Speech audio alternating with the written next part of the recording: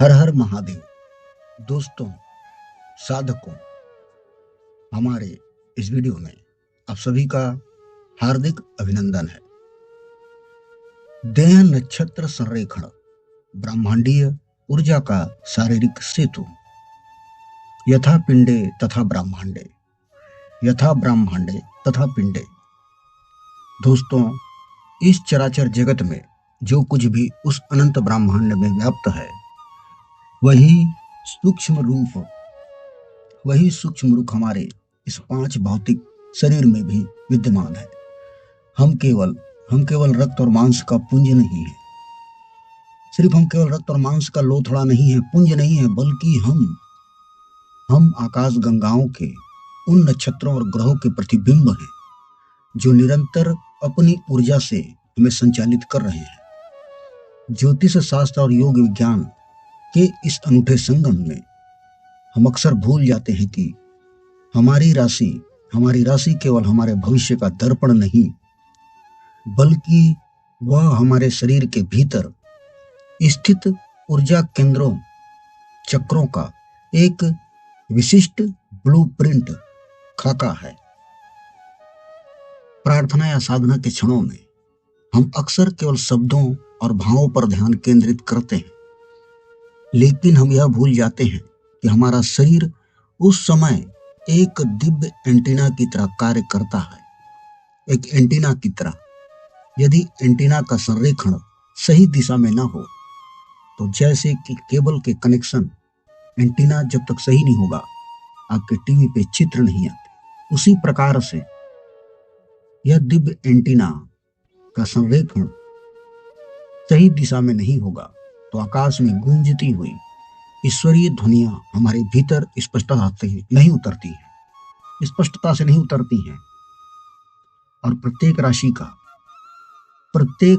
का एक अलग विधान है कि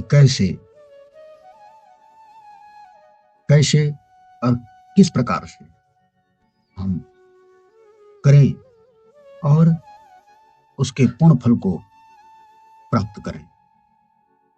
दोस्तों, यह जो वीडियो है, इसके हम जानेंगे कि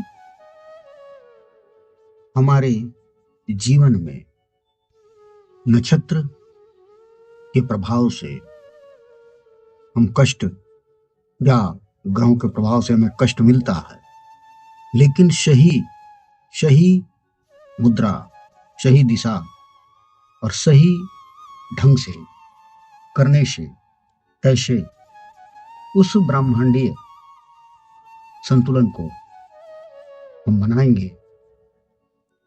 सबसे पहली बात यह है कि सभी राशियां पंच तत्व के अंतर्गत आती हैं। प्रार्थना केवल होठों की बड़बड़ाहट नहीं है, होठों की बड़बड़ाहट या मंत्रों की बुदबुदाहट। यह आपके अस्तित्व की एक ऐसी स्थिति है, जब आप अपनी राशि के अनुसार बैठते हैं, तो आप केवल व्यक्ति नहीं होते, आप उस ग्रह और तत्व के प्रतिनिधि बन जाते हैं। दोस्तों, जल तत्व की राशि, जल का स्वभाव है गहराई में उतरना और स्वरूप होकर परमात्मा से मिल जाना। जल तत्व, वाटर एलिमेंट की 3 राशियां, कर्क, वृश्चिक और मीन, भावनाओं, अंतर्ज्ञान, रहस्य और विसर्जन की प्रतीक। पृथ्वी तत्व जहां थामती है और वायु तत्व जहां फैलती है, अग्नि तत्व जहां जलाती है, वहीं जल तत्व वह भक्ति पैदा करता है। राशियों के लिए प्रार्थना केवल एक क्रिया नहीं, बल्कि स्वयं को ईश्वर के प्रेम में पिघला देने की प्रक्रिया है। जल तत्व का मुख्य गुण है अनुकूलन और तरलता। इन राशियों के लिए प्रार्थना का अर्थ है अहंकार का विसर्जन। इनका शरीर भावनाओं के प्रति इतना संवेदनशील होता है कि मानसिक स्थिति बदलते ही इनकी मुद्रा बदल जाती है। कर्क राशि, अनाहत चक्र और सुरक्षात्मक संपुट। इस कर्क राशि का ऊर्जा केंद्र अनाहत चक्र और छाती का मध्य भाग, हार्ट चक्र, और इसका प्रतीक है खेकड़ा, कठोर कवच, कोमल हृदय। और इनके शरीर संरेखण की आवश्यकता कर्क का स्वामी चंद्रमा है। इनका केंद्र मातृत्व और सुरक्षा से जुड़ा है। प्रार्थना के समय अक्सर बहुत भावुक हो जाते हैं, बहुत भावुक, जिससे इनकी छाती में संकुचन आ जाता है।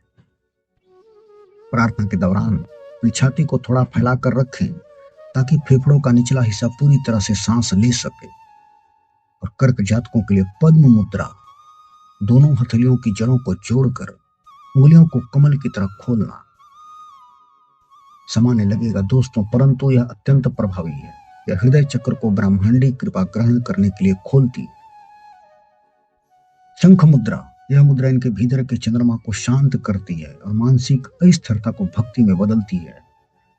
और प्रार्थना के दौरान सिर को हल्का सा दाईं ओर झुकाना इन्हें समर्पण के भाव में ले जाता है। वृश्चिक राशि, वृश्चिक राशि स्वादिष्ठान और कुंडलिनी, इनका ऊर्जा केंद्र है स्वादिष्ठान चक्र और मूलाधार का ऊपरी हिस्सा। इसका प्रतीक है बिच्छू, तीव्रता और पुनर्जन्म। वृश्चिक का स्वामी मंगल और केतु है। मंगल, इनकी ऊर्जा अत्यंत गुप्त और गहरी होती है। प्रार्थना के समय इनका शरीर ऊर्जा के भारी दबाव को महसूस कर सकता है। विशिष्ट मुद्रा तकनीक है इनके लिए कि पेल्विक संरेखण। वृश्चिक जातकों को प्रार्थना के दौरान अपनी रीढ़ के सबसे निचले हिस्से को सक्रिय रखना चाहिए। सिद्धासन इनके लिए अनिवार्य है क्योंकि यह ऊर्जा को ऊपर की ओर मोड़ता है। और दृष्टि इन्हें अपनी आंख बंद करके भीतर की ओर देखना चाहिए। इनकी शक्ति अंतर्मुखी होने में है। और इनके हस्त की मुद्रा होगी शक्ति मुद्रा। अंगूठे को हथेली में दबाकर उंगलियों से ढकना और कनिष्ठिका अनामिका को जोड़ना। यह इनकी तीव्र ऊर्जा को आध्यात्मिक रूपांतरण की ओर मोड़ती है। और प्रार्थना के दौरान कुंभक सांस रोकने का सूक्ष्म प्रयोग इन्हें रहस्यमय अनुभूतियों से जोड़ सकता है। और मीन राशि, मीन राशि सहस्त्रार और मोक्ष, ऊर्जा केंद्र है इनका सहस्त्रार चक्र, क्राउन चक्र और संपूर्ण आभा मंडल और इसके प्रतीक हैं दो मछलियां, विपरीत दिशा और विसर्जन। मीन का स्वामी बृहस्पति और नेपच्यून है। इनका संबंध पैर के तलुओं और पूर्ण चेतना से। इनके लिए प्रार्थना एक स्वप्न की तरह है जहां वे शरीर को भूल जाते हैं। और मीन राशि का संबंध पैरों से है।